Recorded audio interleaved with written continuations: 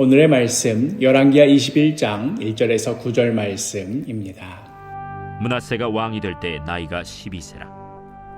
예루살렘에서 55년간 다스리니라. 그의 어머니의 이름은 헵시바더라. 므낫세가 여호와 보시기에 악을 행하여 여호와께서 이스라엘 자손 앞에서 쫓아내신 이방 사람의 가증한 일을 따라서 그의 아버지 히스기야가 헐어버린 산당들을 다시 세우며 이스라엘의 왕 아합의 행위를 따라 바알을 위하여 제단을 쌓으며 아세라 목상을 만들며 하늘의 1월 성신을 경배하여 섬기며 여호와께서 전에 이르시기를 내가 내 이름을 예루살렘에 두리라 하신 여호와의 성전에 제단들을 쌓고 또 여호와의 성전 두 마당에 하늘의 1월 성신을 위하여 제단들을 쌓고 또 자기의 아들을 불 가운데로 지나게 하며 점치며 사수를 행하며 신접한 자와 박수를 신임하여 여호와께서 보시기에 악을 많이 행하여 그 진노를 일으켰으며 또 자기가 만든 아로 새긴 아세라 목상을 성전에 세웠더라. 옛적에 여호와께서 이 성전에 대하여 다윗과 그의 아들 솔로몬에게 이르시기를 내가 이스라엘의 모든 지파 중에서 택한 이 성전과 예루살렘에 내 이름을 영원히 둘지라. 만일 이스라엘이 나의 모든 명령과 나의 종 모세가 명령한 모든 율법을 지켜 행하면 내가 그들의 발로 다시는 그의 조상들에게 준 땅에서 떠나 유리하지 아니하게 하리라 하셨으나 이 백성이 듣지 아니하였고 므낫세의 꾀임을 받고 악을 행한 것이 여호와께서 이스라엘 자손 앞에서 멸하신 여러 민족보다 더 심하였더라. 히스기야의 뒤를 이어서 남유다의 왕이 된 므낫세. 아버지 히스기야 왕이 남유다 가운데 만연했던 우상들을 척결하고 산당들을 무너뜨렸던 그 개혁이 무색하게 예전의 악한 행위들을, 예전의 그 우상 숭배를 다시 남유다 땅 가운데 끌어들인 그 장본인이 바로 그 아들 므낫세였습니다. 아니, 이전보다 더 심해졌고 더 최악이 되었습니다. 그리하여 오늘 본문에 나오는 그 평가대로 악한 왕의 상징인 아합 왕의 행위를 따랐습니다. 바알과 아세라를 위한 제단을 쌓았고 해와 달과 별들을 섬기는 우상 숭배를 더했고 그걸로도 성이 안 찼는지 제 아들을 불 가운데로 지나게 하는 하나님께서 가장 가증히 여기는 그런 죄악을 저질렀습니다. 점을 치고 신접한 자들을 끌어들였습니다. 히스기야 같은 그런 아버지 밑에서 어떻게 이런 아들이 나왔나 싶을 정도로 그 땅 가운데 극심한 죄악이 자행되었습니다. 오늘 본문 9절 므낫세의 꾀임을 받고 악을 행한 것이 여호와께서 이스라엘 자손 앞에서 멸하신 여러 민족보다 더 심하였더라.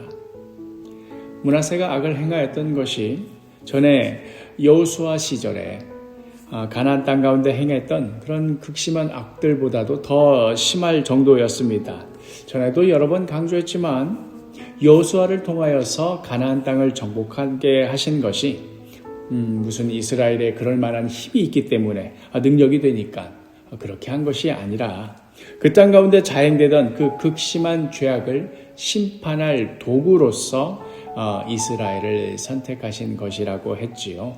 더 이상 그 땅 가운데 통곡하며 외마디를 지르는 가난한 자들과 약자들과 사회적 취약계층들의 눈물을 그치게 하기 위해서 그리하여 가나안 땅 가운데 이스라엘 정복이라는 하나님의 심판이 임하게 하셨던 것입니다. 그랬던 이스라엘이었는데 이제 그 이스라엘이 이전에 가나안 족속들보다 더 심하게 악행을 저지른다면 그렇다면 이제 남은 것은 무엇일 수밖에 없겠습니까? 참으로 아이러니하게도 이렇게 악한 짓을 저지른 므낫세가 선한 왕이라 평가받는 히스기야에게서 나왔다는 것입니다. 그런데 그 시점도 좀 묘합니다.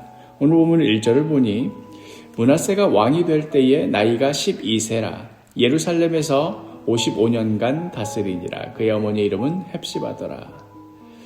우리가 이미 지난 시간 동안 살펴보았듯이 죽을 병에 걸렸던 히스기야가 하나님 앞에 심히 통곡하며 간절히 기도하는 일로 15년의 생명 연장을 받아왔습니다. 그런데 오늘 말씀을 보니 므낫세가 왕위에 올랐을 때가 12살 때라고 하니 새롭게 살게 된 그 15년 가운데 낳게 된 아들이었다는 것을 알 수 있습니다. 바벨론 사신이 왔을 때 그때 히스기야가 자랑을 하다가 이사야 선지자로부터 저주를 받았던 것도 이 15년 가운데 있었던 일이었습니다. 결과론적으로 보자면 그러니 차라리 15년의 그 생명 연장을 받지 말고 그냥 하나님 말씀에 순응하여 죽음을 맞이하였던 것이 나라의 미래를 위해서 더 좋지 않았나 하는 생각이 들 정도입니다. 하지만 이런 식의 생각은 바람직하지 않지요. 결과가 좋지 않았으니 차라리 죽는 것이 낫다라는 식의 생각은 사람의 생명보다도 결과가 더 중요하다는 식의 그런 위험한 생각입니다. 문제는 이겁니다. 주님께 간절히 생명을 구했다고 한다면 그렇다면 그 생명은 무엇을 위한 생명이었어야 하는가입니다. 여기에 핵심이 있습니다.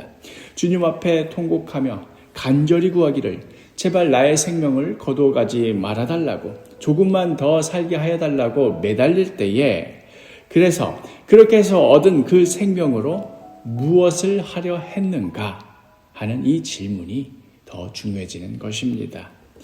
안타깝게도 히스기야는 그렇게 얻은 생명으로 바벨론의 사신 앞에서 내가 이렇게 했다 저렇게 했다 자랑하는 데 써버렸습니다. 새로 얻은 생명 가운데 얻은 아들을 하나님 앞에 잘 가르치고 말씀으로 양육하며 보낸 것이 아니라 이제 얼마 남지 않은 여생 그저 그 아들을 통해 위안을 받는 데 보내느라 므낫세 왕을 응석바지로 키우고 말았습니다. 그리하여 그 두 사건 모두 남유다의 멸망을 자초하는 결정적 계기가 되고 말았습니다. 바벨론 사신 사건으로는 예루살렘의 모든 보물이 바벨론으로 실려갈 것이라 하는 그 저주가 또 아들 므낫세를 낳은 것으로는 남유다의 멸망을 결정적으로 쐐기를 박는 그런 왕이 되는 것으로 그렇게 히스기야는 귀하게 얻은 그 15년의 세월을 허비하고 말았습니다. 이럴 바에는 간절히 구하지 않는 편이 나았어. 이런 말을 하려는 것이 아닙니다. 무엇을 위한 간절함이며 그리하여 하나님 앞에 무엇을 위하여 구한 것이었는가 하는 말입니다. 우리가 부족한 것, 부족한 달란트 하나님 앞에 간절히 구할 수 있습니다. 언제든지 우리가 구할 수 있습니다. 그러나 정작 그렇게 해서 얻은 그 귀한 달란트를 땅에 묻어버려서는 안 됩니다. 1달란트를 받았건 5달란트를 받았건 그것은 주를 위하여 사용되어질 때 그때 열매를 맺는 법입니다. 사랑하는 사도교회 식구 여러분, 오늘 하루도 선물과 같이 우리에게 주어졌습니다. 이 하루를 어떻게 사용하시겠습니까? 무엇을 위한 하루가 되어야 하겠습니까? 오늘 하루도 나를 부르시고 나를 보내신 그 삶의 현장에서 주님을 위하여 헌신하며 귀하게 쓰임받으며 또 아름다운 열매를 맺는 복된 하루가 되기를 간절히 축복합니다.